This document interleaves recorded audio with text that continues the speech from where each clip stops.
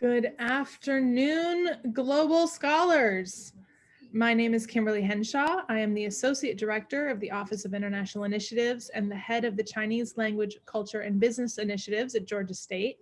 My colleagues and I welcome you to the Spring 2021 Professional Development Workshop, Building a Global Resume, which you have been invited to because you are currently enrolled in or have taken at least 3 Global Scholar courses at Georgia State. We'll explain more about that in a minute, but first I'd like to thank and welcome our speakers, facilitators, and co-hosts today. Catherine Niner, Director of University Career Services, Angela Christie from College to Career, Laura Boudon, Director of Study Abroad, and Glenn Loveland, our external guest speaker and global HR expert. But first, I'd like to welcome Diana Wren-Rapp, the Assistant Director of the Atlanta Global Studies Center, to tell you a bit more about the Global Scholar Distinction Program. Thank you, Kimberly. Hi, everyone, and thanks for joining us. I'm Diana Wren-Rapp, Assistant Director of the Atlanta Global Studies Center, and I work with Kimberly at the Office of International Initiatives to promote global education and international programs at GSU and in the Metro Atlanta area.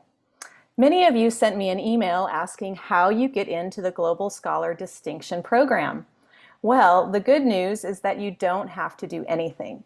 If you take any course that is designated as a Global Scholar or Global Perspectives course and you earn a B or better, you will be on your way to getting the distinction. If you take a total of 5 of these courses with a B or better and you maintain a 3.0 GPA, you will automatically get this distinction when you graduate. And we know that everyone here today has taken at least 3 courses to meet the Global Scholar Distinction requirements, and we'll continue to offer these special professional development workshops for those of you who have taken at least 3 courses. If you're planning your schedule for summer or fall, you can find Global Scholars courses in pause by following the instructions in this video. I'm going to put it in the chat. You can take classes in many different disciplines and many different colleges. You can take them as part of your major, minor, or electives. Feel free to email me or Kimberly to find out more, and I'll put my email address in the chat box. I'd like to go over a few housekeeping items before we start our program today. Please keep your mics muted during the presentation. Use the chat box or the raise hand function to ask questions. When we're able to take a question or when we get to the Q&A portion, we'll call on you to unmute your mic and ask your question. And now I'm going to turn it over to Catherine Niner, Director of University Career Services. Well, thank you so much, and congratulations to you potential Global Scholar students who will have this distinction. It is something like this that really makes you stand out, certainly in your pursuit for an international experience, but also in your pursuit for experiences here in the US too. And so I congratulate you on that. I am going to share my screen now. Thank you. And we are going to talk a little bit about, let me see if I can get this up. Okay. Talk a little bit about three main points. The first thing that we are going to talk about is what you need to think about with regard to highlighting among your many skills and qualifications when you are pursuing an international experience. And it occurs to me that if you do have the Global Scholar distinction, and I'm going to say this now because I'm going to add it to my slide if we do this presentation again, but that would be something that you would definitely want to put on your resume. The second thing is we're going to have a few suggestions about what you can do to ensure that you present yourself, particularly in writing through your resume and through your presence to make you a very strong candidate for whatever it is you are applying for. And third, I'm going to share a resource that we have in University Career Services. So, let's see if I know how to do this. There we go. So, there are some things that you want to consider when you are doing an international job search. And these are the same things that you consider when you're doing a search in the US. It's just that some of the parameters can be different.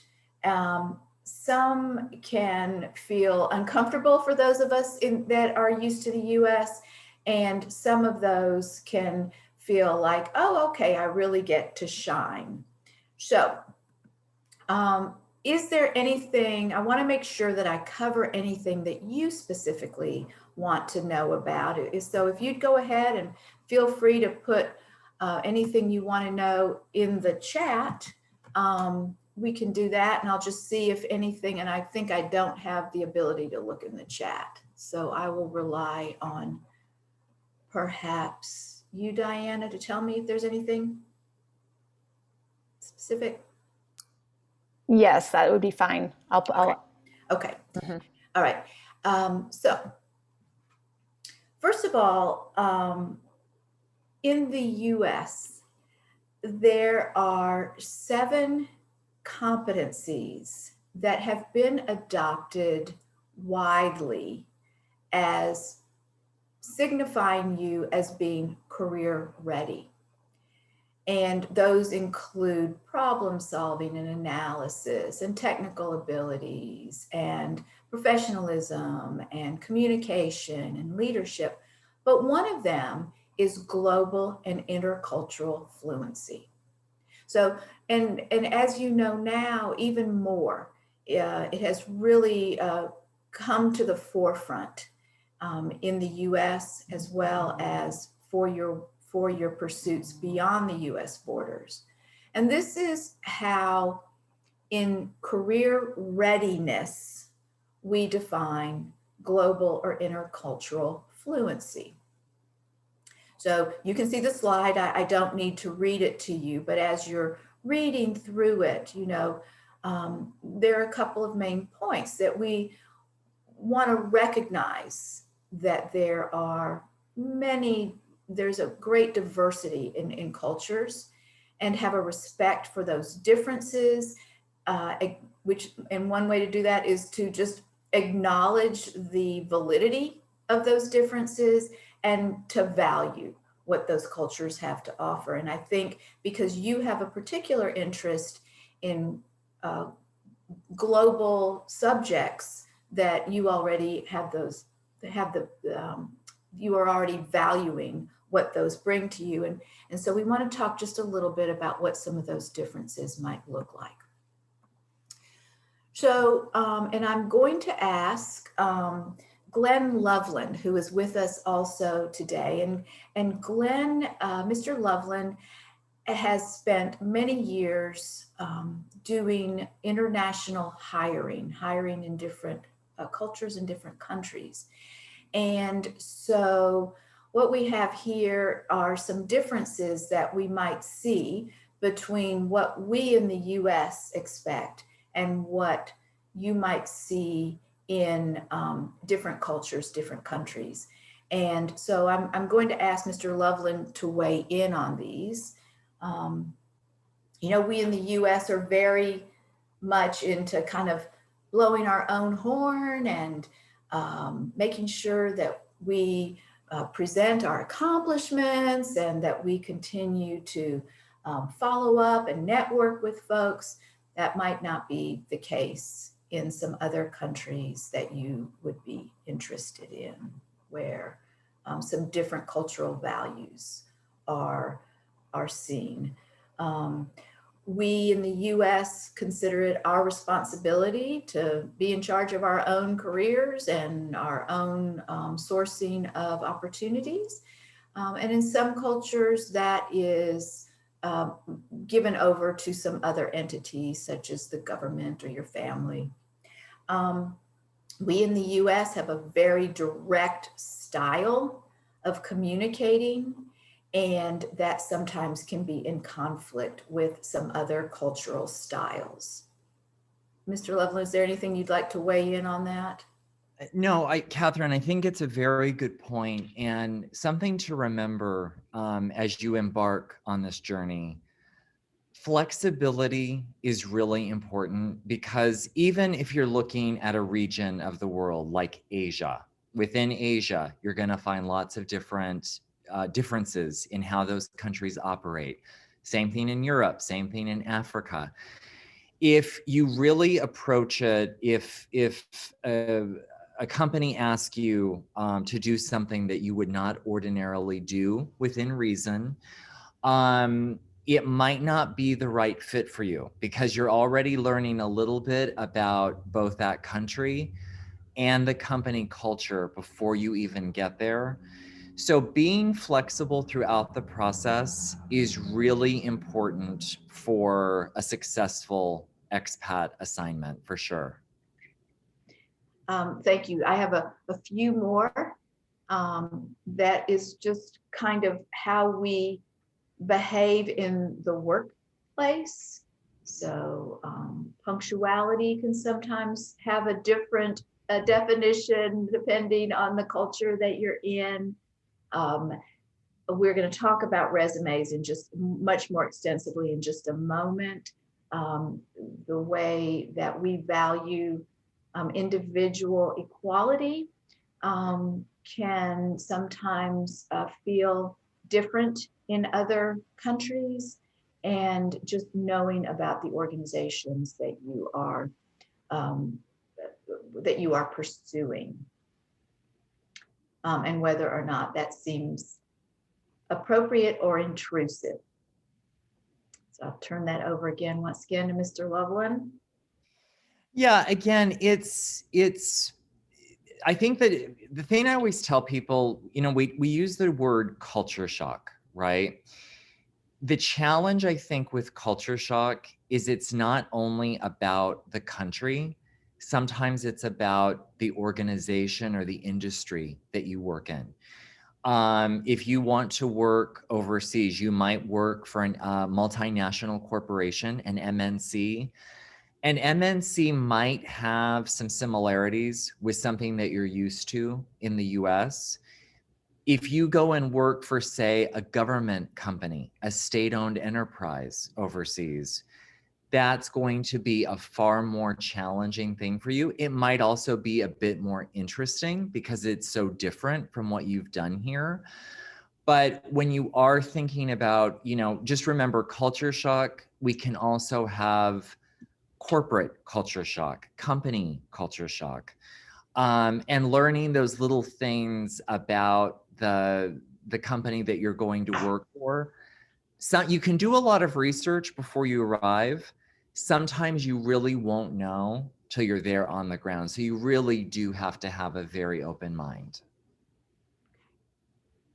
Thank you for those insights. And Mr. Loveland is going to speak much more extensively at the conclusion of my presentation, so that you can ask him some much more specific questions, or he will give you much more specific content about applying for jobs. Okay, so when you are preparing your resume for an international opportunity, one of the things, oh shoot, I'm unused to this laptop, sorry. One of the primary goals you have is to line up your experiences with that international opportunity. And so I want to chat with you first about a couple of ways that you can do that. Before I go any farther, I also want to mention that in Europe and other countries, the word CV is used, and we use the resume and CV somewhat differently here in the US, or resume is kind of the facts and figures that you use to apply for an opportunity, whereas a CV is considered more of an academic description of what your skills and competencies and qualifications are. So when you see in an international job posting CV, it probably means the same thing as we mean as a resume. And then of course the difference would be how you would format your resume and what you would include and what you would not include. So just to kind of start getting your information lined up, there are a couple of ways that you can do this to make sure that whomever you're applying to can see what your skills and abilities are. So let's just kind of start going through these. So one is a professional profile. And this is something that you would see at the top of your resume. And the glory of a professional profile is that it can be a little more editorial. You know, a resume is, you know, just the facts and the figures. And in your professional profile, you can state a little bit more to talk about the qualities and the qualifications that you have. Generally, a professional profile still does not have complete sentences, but just kind of descriptors. So some of the things that you might want to include in your professional profile are your extensive travel, including where, what languages you're conversant in, anything else that might help the reviewer understand you better and understand why you would be right for this opportunity. Now, I want to say parenthetically that we also encourage a cover letter. Having said that, we don't always know that cover letters are read. And so this kind of gives you a, you know, three or four lines that you can include that talks a little bit about what other qualifications you're bringing. So I noticed when you registered, you had included some of your experiences. And so just kind of taking from these, you know, your professional profile might include that you have done extensive traveling abroad in a specific area of the world, that you have a facility for learning languages, and that might not necessarily show up in your resume when you're kind of listing the languages that you know, that you have a respect for cultural values, might be some of the points that you would make in a professional profile at the top of your resume. The second way you might be able to do this is to, if you've done study abroad, is to describe or include your study abroad. So the things that we would want to know is what's the program, where were you, what were the dates, what were some of the things that you did. Now, often we encourage you to include your study abroad experience under education, because study abroad is in fact an academic undertaking, and you are often in your study abroad experiences doing this under the auspices of another university.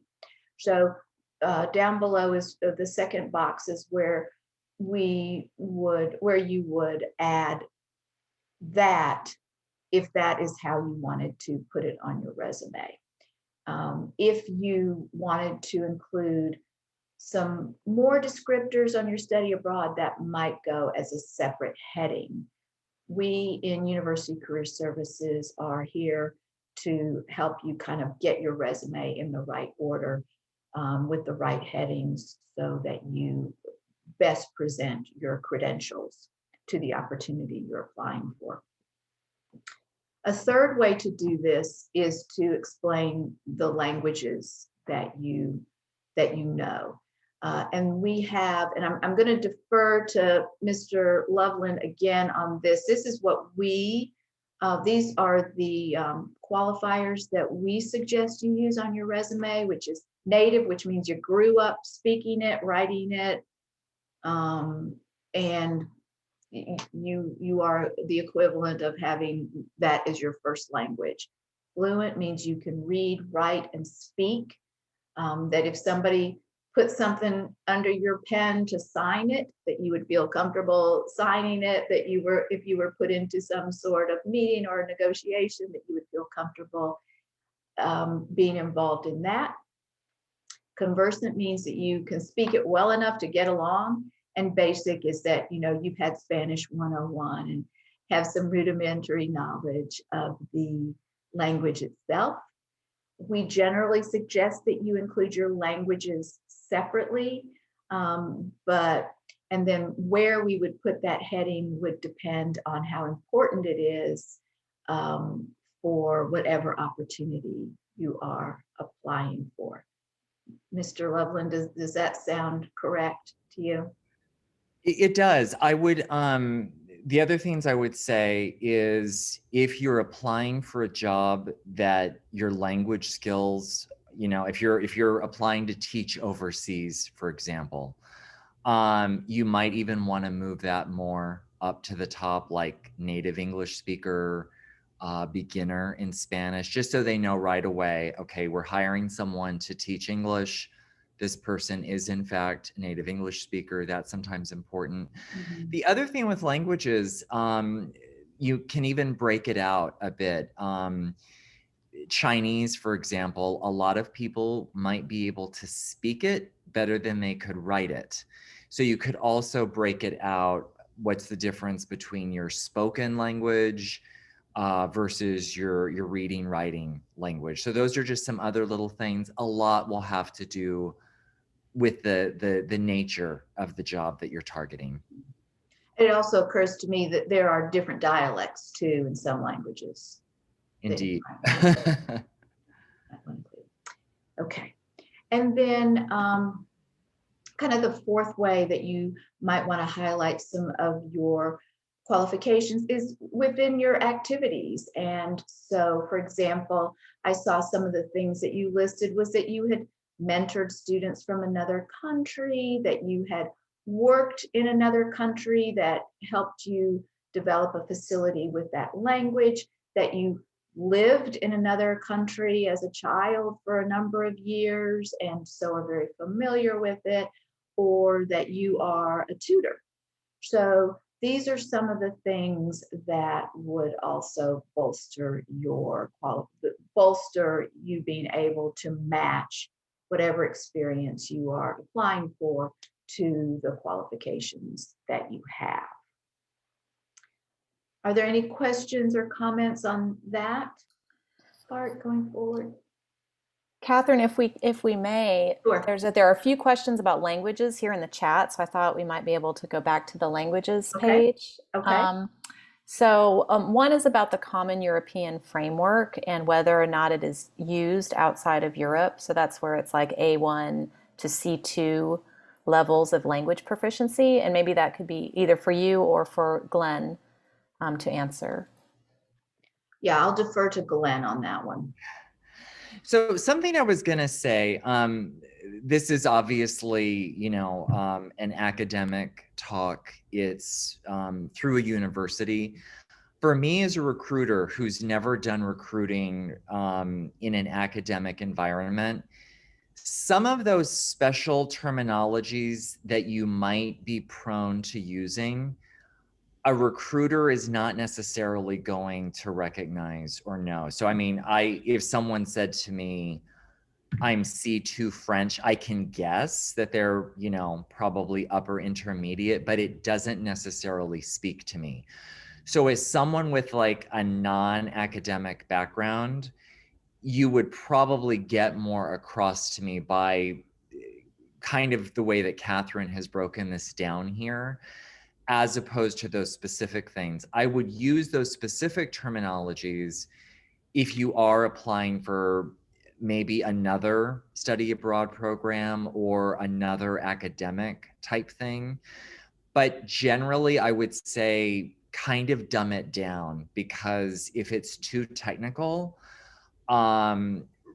especially if it's a recruiter reading your resume in a language that's not their native language, they may not understand it. So I like the way that Catherine has broken this down, because that's more a common touch point for everybody. I wouldn't do something overly academic. Thank you, Glenn. And then Serenity asks if she should list that she is learning a new language. Would that be okay to list that on the resume? I would, I wouldn't oversell it. I would definitely put in brackets beginner, but it will show that company, oh, wow, you're coming to a country where we speak Spanish and you're trying to learn Spanish. It's a good sign. But I wouldn't don't oversell it if you're not really there yet. And I almost put that as an activity. That might be where you would say, I'm taking Spanish lessons, to show that you have an interest in that particular language. Great, thank you, Catherine. While we're on activities, there is a question about, this is from Taylor. He asks, is it best to begin the CV with a brief description of a 2-month backpacking trip across Europe that was taken for fun? So can you use travel experiences in your activities? Oh, sure. Now I'm also going to defer to Glenn on what he says, but in your activities, certainly 2-month backpacking trip across Europe, learned language, learned culture. Yeah, I think that would go under activities. Do you, Glenn? Yeah, I think one thing to remember, resumes, whether it's for a job in the US or overseas, they're a marketing document, right? You're not going to put everything in there. You're not going to, it's a way to spark interest, that when a recruiter sees this, they're like, that looks interesting. This person looks interesting. Something that I would think if I saw that is, I would think this person already has a little bit of overseas experience. I have to be honest. It's challenging to work overseas. Not everybody can do it. So if I see that you've already done a little something, I'm getting an idea about you. You're resilient, you're adventurous, you want another adventure. Definitely put it in there. I think the only time I wouldn't do that is just if you've been asked to submit a document in a very specific format, but otherwise, absolutely. Yeah. Elaborating that, we did have a question that asks, how to best, is there a best practice, a best format for correlating and documenting travel or abroad experiences into a resume? Is there a best place to mention it or a best format for it to take? I would say if it's a significant number, like say more than 10, I would probably just put that in there as numbers, have traveled to 10 plus countries. If you're targeting a specific region like Africa, and you've been to 4 or 5 countries in Africa, I might break those out and list them, or list the cities, or even maybe what you did in them. But I wouldn't say that there's a hard and fast rule on that. You want to be careful in that you want to show that you have this international side and interest, but unless you're applying for like a hospitality or travel job, don't make it sound like that's the only thing that you bring to the table either. So it's a fine line. I would like to jump off of something that Glenn said a few sentences before, which was, that you don't have to put every single detail on your resume. Everything that's on your resume has to be true, and you want it to highlight what you're doing. At the same time, it's a document that, they're looking at you on a screen essentially with a bunch of words, and what your goal is to be able to get in front of a person face to face, even if it's on a screen, so that you can more fully present yourself. And so the qualifications that will get you into the yes pile, yes, this person looks interesting and a good fit, then your resume just becomes a script for the interview, and you can expand more on what you've done. Thank you. There's just to this, there's two other questions that kind of go together from both Peyton and Serenity. And the questions are around, if they were maybe accepted to study abroad programs, but weren't able to go because of COVID, or they have a lot of passion in going abroad, but maybe not a lot of experience. And in those two instances, is it appropriate to put them on the resume, or in what kind of form or fashion could it be? Well, this year is an asterisk year for everybody in the entire world, I think. And so I will defer to Glenn on whether you put that you were accepted into study abroad. I will say that study abroad often is the student's first experience in an international activity, and so that is something that you that would indicate that you have that interest in doing something, and it's your first experience. I would agree. I think that because of the nature of 2020 and even 2021, you do have some room to maneuver, to be creative, to be a little bit more flexible. Probably I wouldn't have said that before, unless there was maybe it was a very prestigious program, or you were accepted to a certain country and you're really trying to become an expert in that country or that field. But I do think everyone is very flexible right now, that we're in some unusual times. So I think it would be okay as a bullet point. And just remember, there is only so much real estate on that piece of paper too. So, yeah. Was there a second question, Kimberly? No, I just wrapped the two into one. Okay, all right. So those are some of the ways that you can get some of your qualifications or some of your skills and interests and knowledge onto your resume.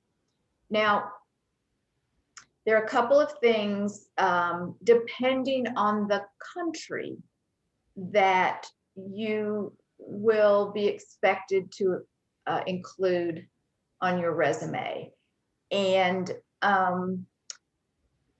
there are a number of resources out there that and we can help you in the Career Center to develop or to craft your resume based on the country into which you are applying for a job. And so those some of the things, for example, a photo and personal information such as your marital status or your age or your gender, which we in the US would just go, no, would almost get your resume declined because of all of our various legal and policy changes. So I know that Glenn wants to talk a little bit about this. I will say that one way to kind of get around this is to keep your LinkedIn profile really, really up to date. And we do have, just as a bonus resource for you as a student, that we do have a professional headshot booth, and they are spectacular headshots. They're just like you're getting a professional headshot. The lighting, it's got the halo lighting and good background, and you can Photoshop the teeth all white. And they come directly to you. And so one way to get a good photo for your LinkedIn profile or for whatever professional need you have is to come by University Career Services and have it done in the LinkedIn profile. LinkedIn booth. Catherine, a quick question that just Yes. came up about that specifically is the professional photo booth only available on the Atlanta campus, or is it also available on the Newton or other perimeter college campuses? That is such a sad question because before COVID, it was going to be available out on the Clarkston campus. And so we are hoping that in the fall, we can get it to the Clarkston campus.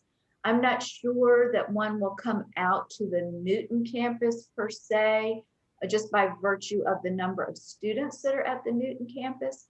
But the very short answer to your question right now is yes, it is available on the downtown campus only right now. We are anticipating expanding that to at least one and possibly two of the perimeter campuses. Thank you. Glenn, do you want to weigh in on any? Yeah, I was going to jump in and say, and I think this is a very important slide, and it goes back to the flexibility piece. In parts of Asia, you might be asked your astrological sign, the animal year that you were born, all sorts of things that for Americans and Europeans just kind of tend to violate privacy principles. So you just have to know how much you're willing to do. Like Catherine said, having a really up-to-date LinkedIn profile, or if you have your own website, putting that in there so that if you're not comfortable putting that information on paper, they have external ways that they can find that, which is pretty normal, you know, if you're on LinkedIn or have your own website. And then I think with this part, and I think it's great that the university offers these services, the more that you can customize and tailor your resume for a specific country, the greater chances you're going to have of being a successful applicant, because there are just some certain formats and rules that people like. You might still get a job even if you don't follow that format, but if you follow their format, it kind of sends a signal to that recruiter, to that company, oh, they understand a little bit more about us, or they're really serious about working in Nicaragua, Vietnam, wherever it is that you're applying. So that's one of the pieces. Some people, when they launch an international job search, some people just apply everywhere. They just want to go abroad, which is fine.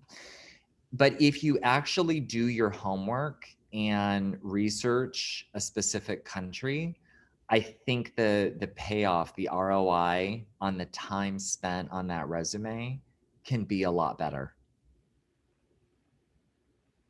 And Glenn, I also have a question for you, because we've been told this sometimes is when you're applying for an international opportunity, an internship or study abroad per se, more than maybe a full-time job, to characterize it as that employment opportunity or that study abroad opportunity related to whatever your interests are, rather than a travel adventure. Absolutely. You definitely want to come across as you are there to either really study or really work. It's, you know, getting to do all of those other things are just perks, they're benefits. But you do really want to come across as a serious contributor to whatever program or job that you're applying for. It's not just a vacation, not just a holiday. Yeah. So these are some considerations for your resume per se. Now, we have a specific resource in University Career Services that supports your pursuit of internships or jobs, not study abroad per se. You, of course, will go to your study abroad office for that, that we make available to you. It is under the resource tab in Handshake, our career management system. For those of you that are familiar or that work in Handshake. But but there's another way to get there, and that is through what we have is InterStride.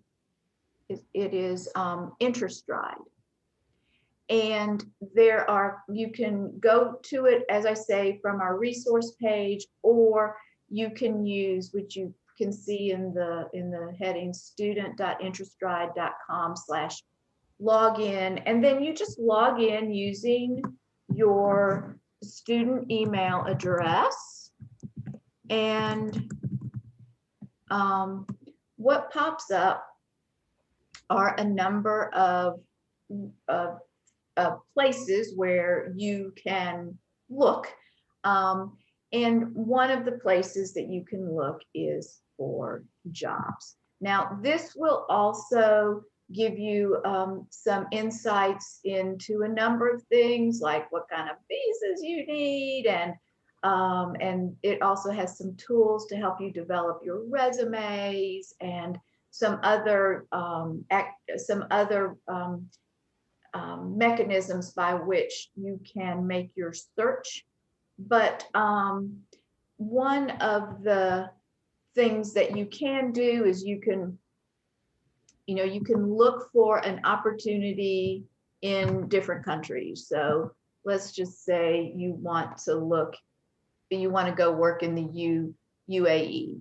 You can put in that country, and it will give you a list of jobs. You can put in a particular skill or a particular discipline that might support your specific interests.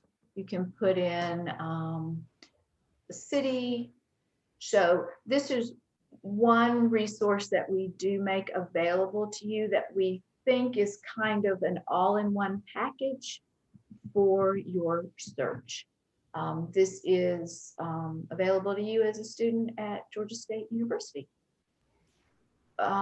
Thank you, Catherine. Actually, we have a question about that. It's from Hannah, and it asks, what resources and websites are available to find international job and internship opportunities? So obviously, this is one of those. Would you say as well that LinkedIn Jobs or Indeed as well would potentially have those opportunities as well? Certainly LinkedIn. I'm not the greatest fan of Indeed. Maybe Glenn has a different take than I do, but certainly LinkedIn has become kind of a real go-to. So we do encourage you, like I said, to have, as we both said, to have your updated LinkedIn profile and to use it. In addition to InterStride in University Career Services, we also have our Handshake, where you can go in. That's our career management system that we do job postings and events, and you can make appointments with a career counselor, and you have all kinds of resources there.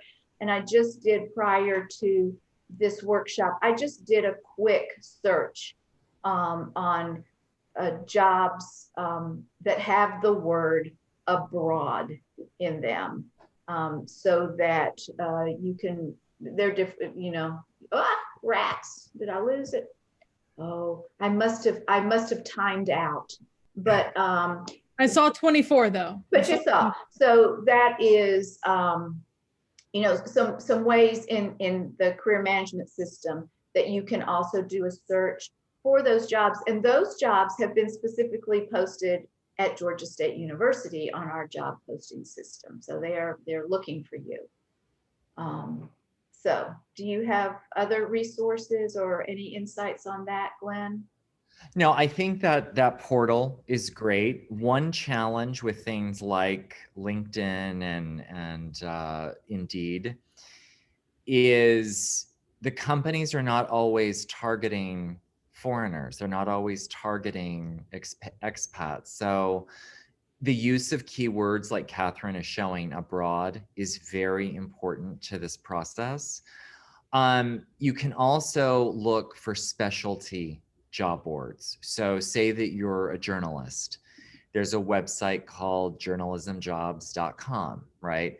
That is a website that is targeting journalists for international assignments. So the deeper that you can kind of go in on your industry and what you're doing, talking to other people who are working overseas and being like, hey, how did you find this job? Is important, because I think a lot of people waste time on some of these search engines. You might be a fit for it, but they're not looking to hire, or they don't have legal authority to hire a foreigner. That's one other thing that you can actually list on your resume, is which passports you hold, just so immediately they know, okay, this is a US passport holder. Maybe you hold a second passport as well, just to cut through a little bit. Yeah, I'm actually going to add that to my slides, the passports comment, because that is a very good point. We do see that occasionally, particularly if you have dual citizenship.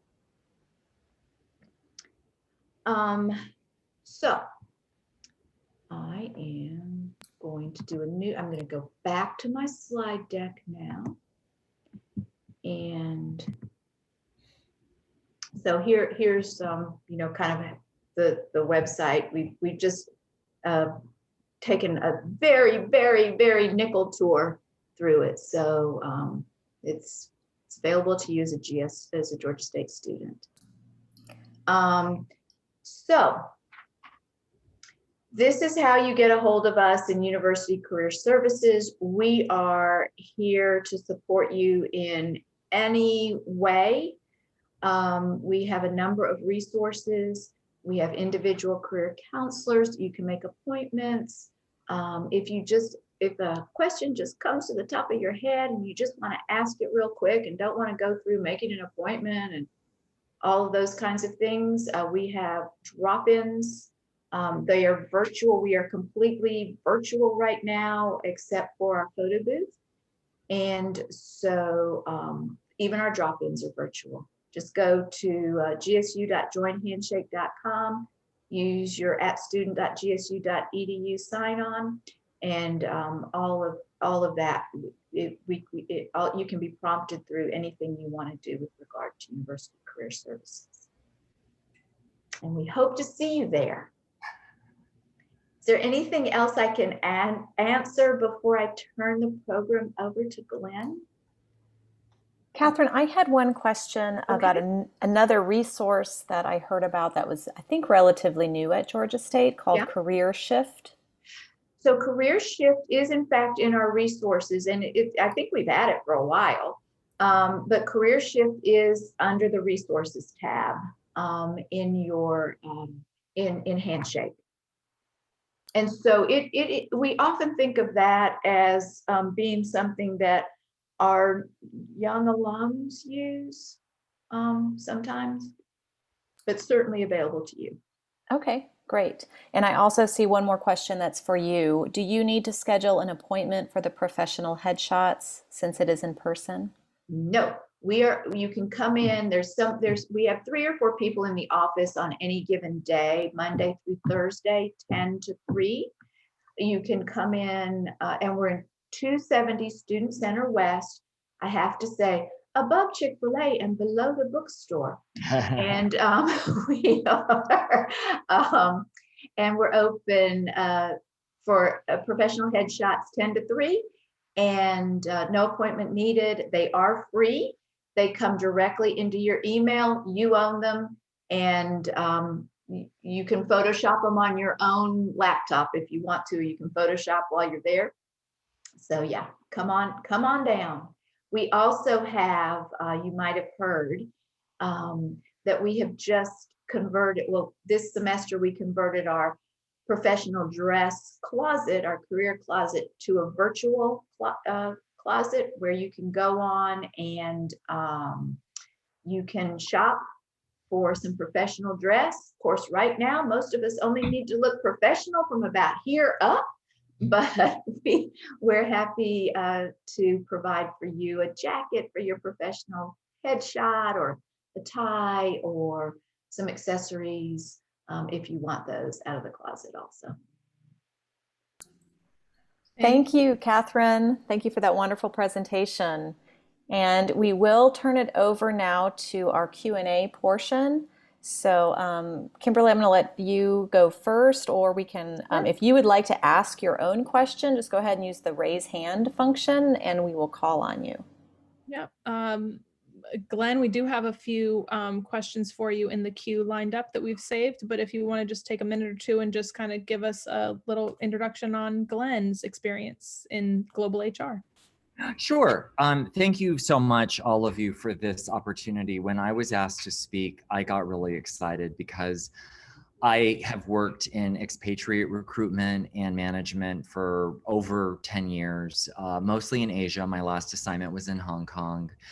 And being an expat is an extraordinary, life-changing experience. Some people love it so much, they do it the rest of their lives.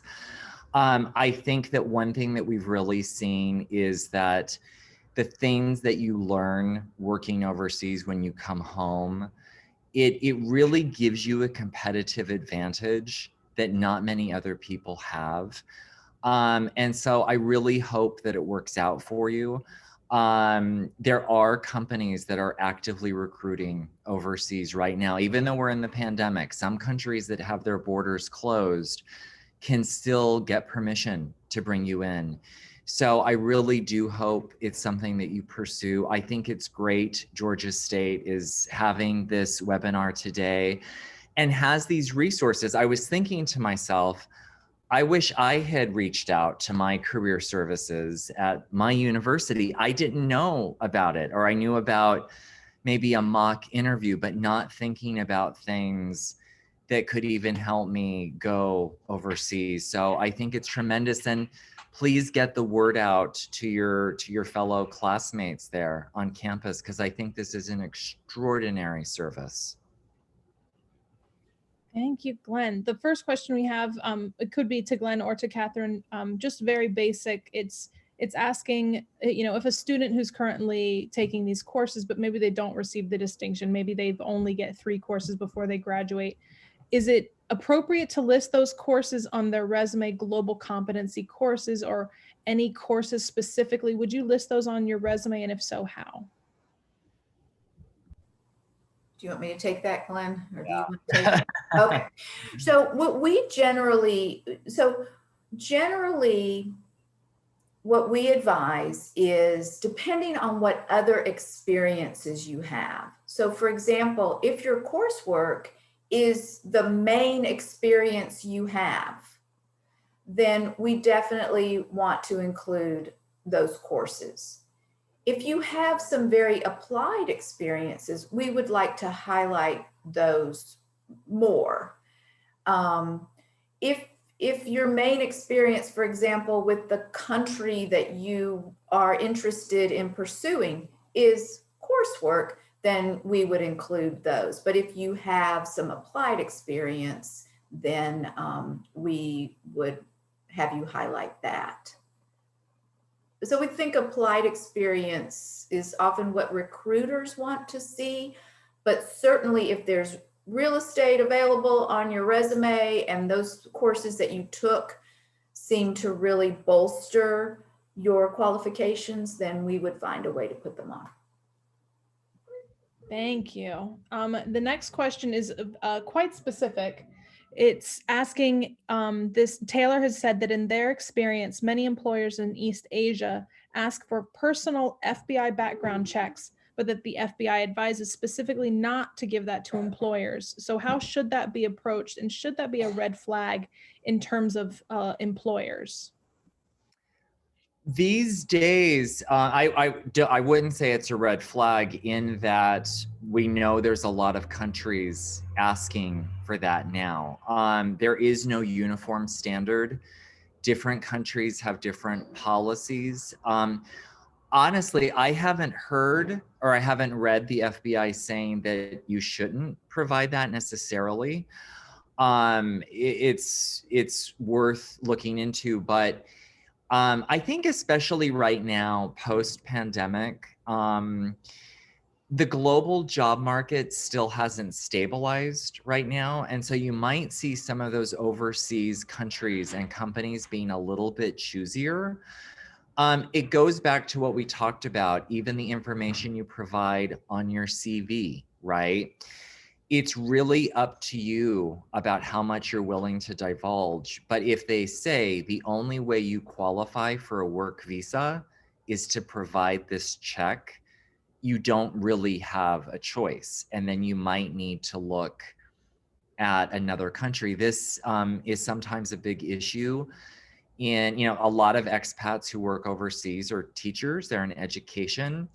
Schools are very nervous. They don't want to hire someone who maybe has a criminal record related to children in their home country. So it's again, it's a fine balancing act, but if it does in fact seem that it's just a prerequisite for the visa, I don't think that you have a choice.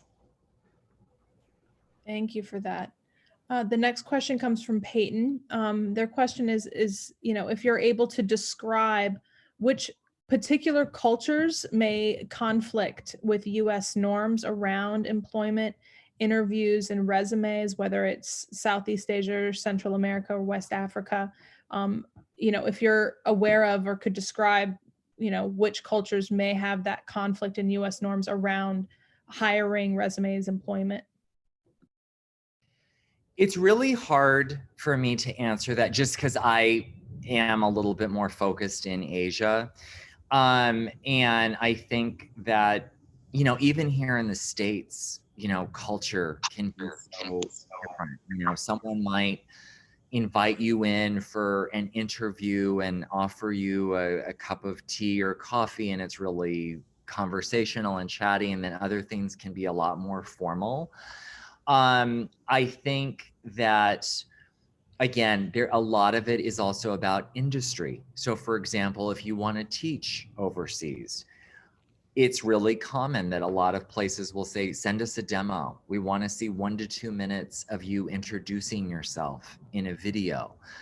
That is sort of becoming an industry norm that doesn't matter about the country so much. But I've heard, I've heard some funny stories, some crazy stories. It's just part of the process, I guess. Thank you. Going to teaching, there is a question from Taylor about teaching positions, and they've heard that the hiring process can be much easier and faster if you move to the country before you are hired. Do you know if this is generally true? Maybe in the past it used to be, but my gut instinct right now is I don't think so. I feel like this FBI background check that was referenced, I think this is the worst thing that could happen. Say that you move to Thailand because you want to teach.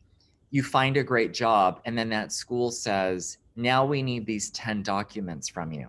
You don't have those 10 documents. So a very common thing, your university degree. A lot of countries want that notarized by their embassy in the country where it was earned. These are processes that can take weeks, if not months, to fulfill. I'm not sure I'd want to be stuck overseas waiting for documents while I'm waiting for a job. So I would really suggest do your homework first. Thank you. Can I jump on that and ask Glenn a question? Go right ahead. Glenn, there are a lot of blogs and online kinds of places, for lack of a better word, about these teaching English, particularly for teaching English abroad, because they want many of them want native English speakers to.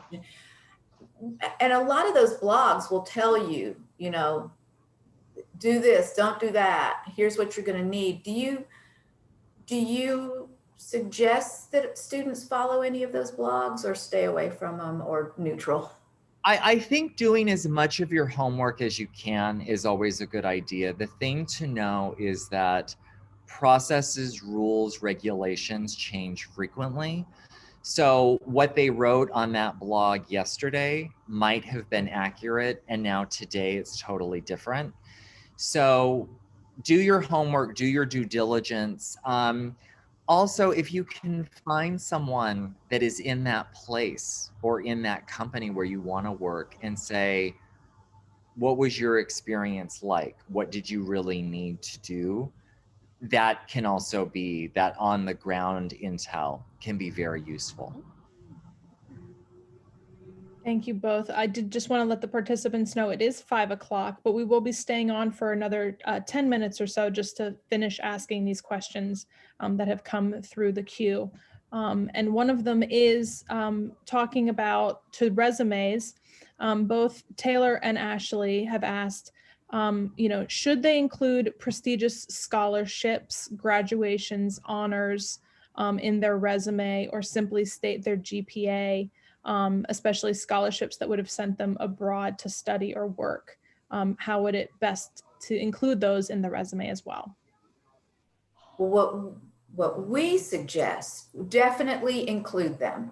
So if you are graduating cum laude, or if you have been awarded a scholarship for your study abroad, or if you're a Hope Scholar or a Zell Miller Scholar, or any other type of academic scholarship, we suggest right now while you're a student. And your resume while you're a student is going to look one way, and then after you've had some experiences and you've had your first job and are looking for your second, your resume is going to kind of look a little different. But we suggest that you do under education, so under Georgia State University, Hope Scholar, under wherever it is that you are studying abroad, that you would put, whatever the scholarship was that funded your study abroad, whatever honors that you got. If you've got honors that, are as long as my arm, you might want a separate heading that talks about your honors. And that's what we suggest on a resume. But Glenn, what do you say? Yeah, no, I think I like the idea of scholarships because it does demonstrate a certain amount of merit. And, again, the more distinguished it is, the more prestigious is great. But, one or two of those, or if it is targeted to that industry, that country, definitely include it. Thank you. And also kind of recent. So, we don't need to see all your high school awards anymore. So, the recent ones. Good point. Hannah is curious to know, after graduation, is there, which paperwork is good to have extra copies of? Is it good to get extra copies of your transcripts, diploma, since jobs abroad may require different documents from a US job? So what's good to have extra copies of on hand if needed? I haven't really seen anyone ask. I mean, maybe they would ask for transcripts if it is a very fresh graduate, but typically the degree that you've earned a degree is more important. And actually having that physical paper copy of your degree is important because some countries will want to actually see that in their embassy. They want to touch it. They don't have the online systems that we have to verify that someone has earned these degrees. So knowing if you're going to really embark on this journey, having access to those papers, or you're going to leave them behind with a family member, but someone who has access to that is important, because I've seen people have to delay their onboarding date because they're, if they're like, say that they're an older job seeker, they're like, well, I haven't seen my physical copy of my diploma in 20, 30 years. They had to reorder it. So have those on hand for sure. Yeah, we've seen that too, because it always is surprising. They want to physically see the diploma. So we've had people that have taken a picture and laminated it. Does that work sometimes? Or does it always need to be the actual diploma? I know there are some universities that will give out like a little mini, I have one from where I went, like a little mini degree that's laminated. But if it's for a visa process, no, I don't think it will work. Speaking of visas, Ashley has asked, Glenn, based on your experience in Asia, did you interact with any US undergraduate seniors applying to jobs in Asia, specifically familiar with the visa process changing from a student visa to a working visa? That is always very tricky because a lot of people who, are studying overseas want to end up staying. It will depend. So like it'll depend on the policies. In China, for example, it could depend even on the city. Some cities are more keen, they're more eager to keep someone that's already there. Like especially say that you were there studying the foreign language and now you want to work there. That's a perk, that's a benefit for them. Again, those policies change often, they change a lot. The other thing that you can look into is being on a student visa and seeing if you're eligible to do some kind of freelance or part-time work. Definitely, check with the school that you're in to see if that's okay. You don't want to run afoul of any laws and get kicked out of the program. But yeah, it is possible. It just changes a lot. And I think we have time for just one last question. And it's a good kind of just overall general question. Are there any other resources that we should be aware of that are available, maybe specifically also financial resources for these future endeavors? Well, financial resources in terms of study abroad, there are resources for that. If financial resources in terms of going to work at full-time abroad, I have to say I am unaware of where those resources would be if you are looking for full-time employment. Internships might have some financial support if you're doing them under the auspices of a course. I will say financial resources is not really within my wheelhouse of knowledge, but we can certainly kind of help you look around if you needed that. Well, and I know from my experience, and Glenn, I'm sure you can speak about this as well, as some companies and some international companies as well may provide travel or housing or, moving abroad kind of starting funds. Could you speak to that a bit? Yeah, I mean, you don't want to show up empty-handed. Startup cost, even in a cheap country, you're still looking at $4,000 to $5,000 minimum.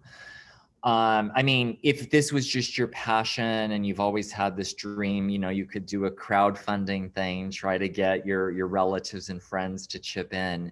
But with like allowances and benefits, some companies will offer a limited relocation, a few nights in a hotel or discount on your housing, those kinds of things. But definitely do your homework on how much you need for those, even for your first paycheck to come in. Have a blessed one. Yes, Josephine. Oh, nothing.